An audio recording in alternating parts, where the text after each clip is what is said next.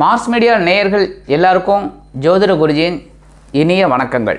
இந்த பதிவில் நம்ம என்ன பார்க்க போகிறோம் அப்படின்னா, செவ்வாய் பகவானோட பெயர்ச்சி. இந்த செவ்வாய் பகவான் உஷ்ணமான கிரகம், மங்களக்காரகன் சொல்லலாம், பூமிக்காரகன் சொல்லலாம், பிராத்ருக்காரகன் சொல்லலாம். இந்த பிராத்ருன்னா என்ன அப்படின்னு நிறைய பேரோட கேள்வி. பிராத்ருன்னா உடன்பிறப்பு.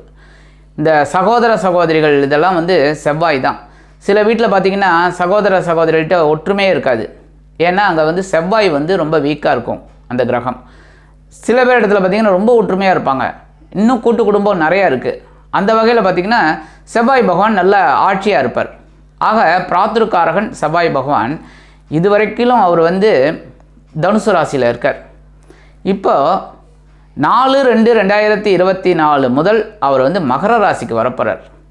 மகர ராசிக்கு 39 நாட்கள், அதாவது 13/3/2024 வரைக்கும் மகர ராசியில் ஜம்முன்னு உட்கார போகிறார். என்ன அப்படின்னா, மகர ராசி அப்படிங்கும்போது இந்த செவ்வாய் பகவான் உச்சம். எப்படி அப்படின்னு பார்த்தீங்கன்னா, சிம்பிள் லாஜிக். கடகத்தில் இந்த செவ்வாய் பகவான் நீச்சம். அப்படியே 7வது பார்வை எப்படின்னு பார்த்தீங்கன்னா மகரத்தில் உச்சம். ஏன் கடகத்தில் நீச்சம் அப்படிங்கிறதுக்கு நான் உங்களுக்கு எக்ஸ்பிளைன் பண்ணேன். அதேமாதிரி இந்த மகரத்தில் உச்சம் அப்படின்னா, மகரத்துக்கு யார் அதிபதி? சனீஸ்வர பகவான். இந்த சனீஸ்வர பகவான் வேலையாட்களோட அதிபதி. அதாவது நிறைய வேலைக்காரங்க வேலை செஞ்சுட்டே இருக்கிறவங்களுக்கெல்லாம் இந்த சனீஸ்வர பகவான் தான் ஆதிக்கமாக இருக்கும். அந்த வகையில் இவர் இந்த செவ்வாய் பகவான் யார் அப்படின்னு பார்த்தீங்கன்னா படைத்தளபதி. இந்த படைத்தளபதி அங்கே போய் உட்காந்தன்னா உச்சமாகி எல்லாரையும் வேலை வாங்க வரணும். படைத்தளபதி எல்லாரோடையும் வேலை வாங்குறது தான். அதனால தான் அங்கே செவ்வாய் பகவான் உச்சமாகிறார். உச்சமாகி 39 நாட்கள் அங்கே இருந்துட்டு ஒவ்வொரு ராசிக்கும் பலாபலன்களை கொடுக்க போகிறார். அதே மாதிரி இந்த செவ்வாய் பகவான் அப்படிங்கும்போது உபஜய ஸ்தானத்தில் 3, 6, 10, 11 இருந்தால் ரொம்ப விசேஷமான பலன்களை கண்டிப்பாக கொடுப்பார். ஏன்னா என்னதான் உஷ்ணமான கிரகம் அப்படி இப்படின்னாலும் மங்களக்காரகன். மங்களம் அப்படின்னாலே சுபம், சுபத்தை ஏற்படுத்தி கொடுக்குறவர் செவ்வாய் பகவான். அதனால தான் இந்த செவ்வாய் தோஷத்தை பற்றி உங்களுக்கு ஒரு தனி பதிவு கண்டிப்பாக நான் போடுறேன். ஏன் அப்படின்னா, இந்த 2, 4, 7, 8 இதிலலாம் இருந்தாக்க செவ்வாய் தோஷம் அப்படிங்கிறோம். லக்னத்துலேருந்து சந்திரன்லேருந்து பார்க்கும்போது அவ்வளோவா தேவையில்லை. ஆனால் லக்னத்துலேருந்து பார்க்கும்போது செவ்வாய் தோஷம் பார்க்கணும். அதனால தான் தோஷம்னு சொல்கிறது. ஆக இந்த மங்களக்காரகன் இந்த 39 நாட்கள் மகர ராசியில் உச்சம் அடைஞ்சு ஒவ்வொரு ராசிக்கும் என்னென்ன அற்புதமான பலன்களை கொடுக்க போகிறாருங்கிறத பற்றி நம்ம இப்போ தெளிவாக பார்க்க போகிறோம். இந்த பதிவுக்கு போகிறதுக்கு முன்னாடி நம்ம சேனலை பார்த்து ரசிச்சிட்டு இருக்கிற எல்லா சப்ஸ்கிரைபருக்கும் எங்களோட மனமார்ந்த ஆசீர்வாதங்கள். அதே சமயம் சப்ஸ்கிரைப் பண்ணாதவங்க சப்ஸ்கிரைப் பண்ணுங்கள். இந்த பதிவை பார்த்துட்டு லைக் பண்ணுங்கள், ஷேர் பண்ணுங்கள், கமெண்ட் பண்ணுங்கள். எனதொருமை மகர ராசி நேயர்களே, இந்த பதிவில் நம்ம என்ன பார்க்க போகிறோம் அப்படின்னா, செவ்வாய் பகவானின் அற்புதமான பெயர்ச்சி. இந்த செவ்வாய் பகவான் முதல்ல உங்களுக்கு யார்? சூப்பரோ சூப்பர். சுகாதிபதி, லாபாதிபதி. மகர ராசியை சேர்ந்த அன்பர்களுக்கு சொத்துக்கள் கண்டிப்பாக இருக்கணும். ஏன்னா அவங்களோட ராசிநாதன் சனீஸ்வர பகவான் அப்படிங்கிறதுனாலே சனி பகவான் எப்பப்பெல்லாம் நல்லபடியாக இருக்காரோ அப்பப்பெல்லாம் அவங்களுக்கு ஒரு சொத்து கண்டிப்பாக கொடுத்துருவார். செவ்வாய் பகவான் அதுக்கு உறுதுணை. ஏன்னா சுகாதிபதி. அனுபவிக்கணும், அனுபவிக்கிறதுக்கே பிறந்திருக்கீங்க.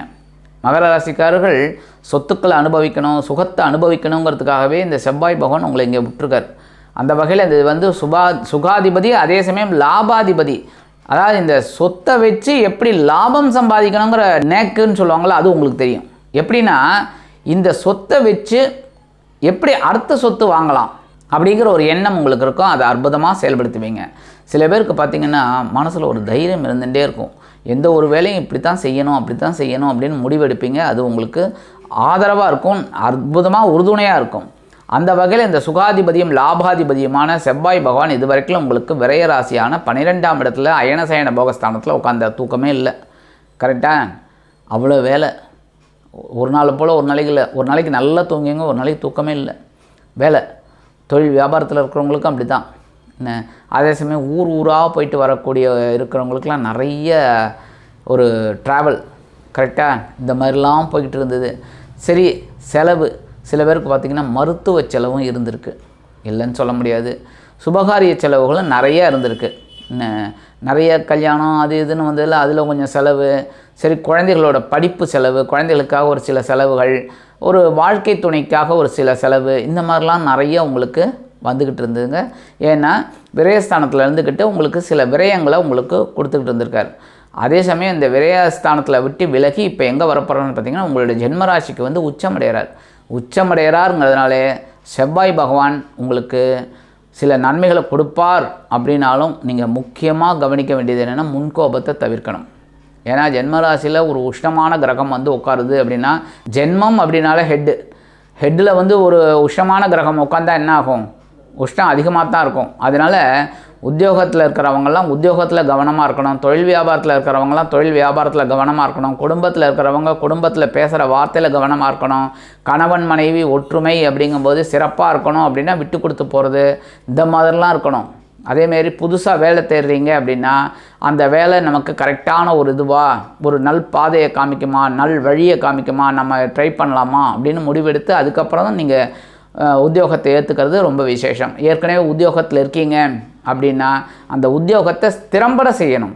அதாவது உங்களுக்கு என்ன வேலை, நீங்கள் எந்த துறையில் இருக்கீங்க அந்த துறையை கரெக்டாக என்ன ஒர்க்கோ அதை கரெக்டாக செஞ்சிங்கனாலே உங்களுக்கு நற்பலன்கள் கண்டிப்பாக கிடைக்குங்க.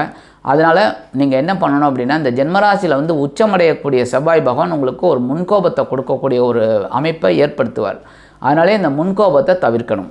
அதேமாரி எடுக்கிற காரியங்கள் முக்கியமாக இந்த வாகன பயணம் அப்படிங்கும்போது ரொம்ப கேர்ஃபுல்லாக இருக்கணும்.